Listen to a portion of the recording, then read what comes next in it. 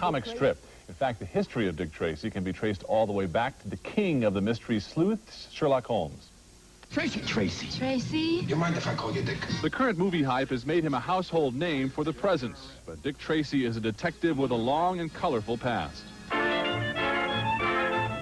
Created in 1931 in an era of gangsters, the chisel-chinned character came to life on the Woodstock, Illinois work table of Chester Gould. Now, Gould thought if the cops couldn't catch criminals, he would create a character who could. And according to his daughter Jean, he actually based his character on another famous sleuth named Sherlock Holmes. He went to his drawing board. He started sketching what Sherlock Holmes might look like today, with a snap-brim fedora, a young, sharp-looking character, and all of a sudden he knew he had something. What this son of a small-town newspaper editor had was an instant hit, and throughout the 40s, Dick Tracy became even hotter. He was carried by nearly 1,000 newspapers, sold millions of comic books, and Dick Tracy paraphernalia popped up everywhere. But it didn't stop there. If you think Warren Beatty is starring in the very first Dick Tracy film, Tracy expert Larry Doucet says, guess again. There have been 4 Dick Tracy movies in the 30s and 40s and 4 cliffhanger serials. And this is basically the 9th Dick Tracy movie coming out with Warren Beatty and Madonna. Wait a minute. That door was closed when I came in here.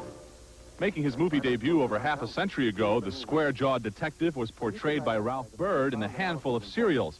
And the B-movies released in the mid-40s included one titled Dick Tracy Meets Gruesome, starring Boris Karloff as the bad guy.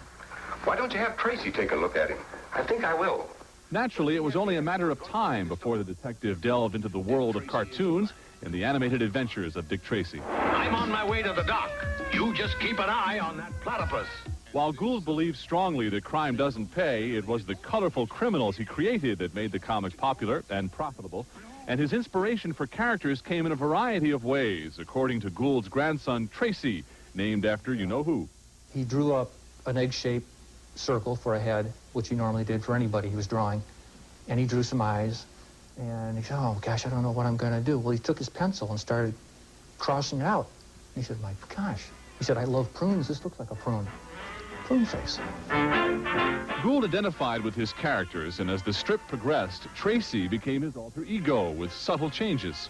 Tracy was a very slim young man in the 30s, and as my dad matured and gained weight, so did Tracy.